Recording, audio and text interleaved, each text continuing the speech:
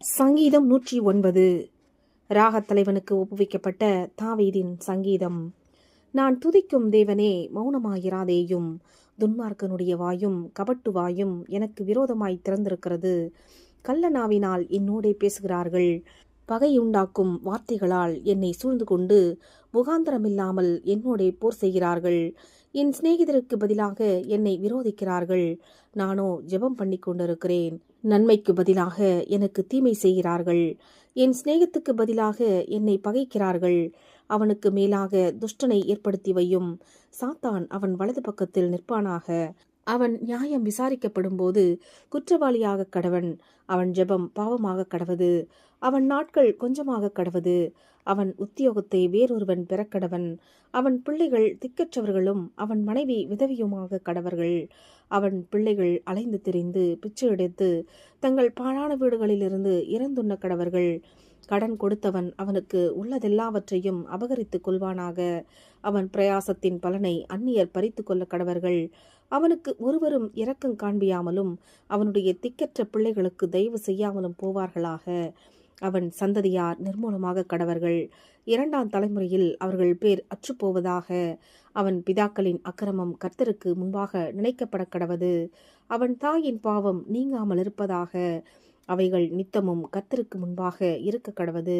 அவர்கள் பேர் பூமியில் இராமல் நிர்மூலமாவதாக. அவன் தயை செய்ய நினையாமல் சிறுமையும் எளிமையுமானவனை துன்பப்படுத்தி மனமுறிவுள்ளவனை கொலை செய்யும்படி தேடினானே. சாபத்தை விரும்பினான், அது அவனுக்கு வரும்.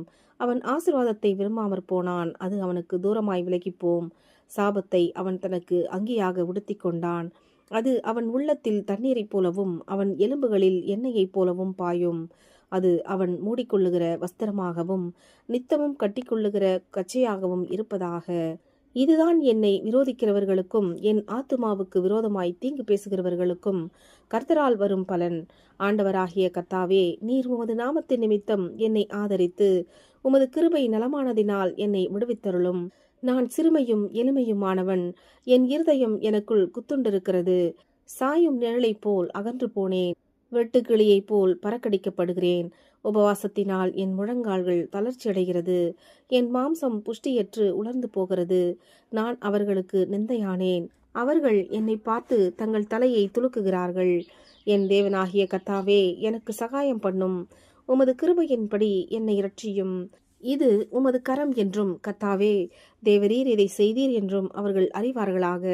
அவர்கள் சபித்தாலும் நீர் ஆசீர்வதியும். அவர்கள் எழும்பினாலும் வெட்கப்பட்டு போவார்களாக. உமது அடியானோ மகிழக்கடவன். என் விரோதிகள் இலச்சையால் மூடப்பட்டு தங்கள் வெட்கத்தை சால்வையைப் போல் தரித்து கொள்ள கடவர்கள். கர்த்தரை நான் என் வாயில் மிகவும் துதித்து அநேகர் நடுவிலே அவரை புகழுவேன். ஆகினைக்குள்ளாக தீர்க்கிறவர்களின் என்று எளியவனுடைய ஆத்துமாவை ரட்சிக்கும்படி அவர் அவன் வலது பாரிசத்தில் நிற்பார். ஆமேன்.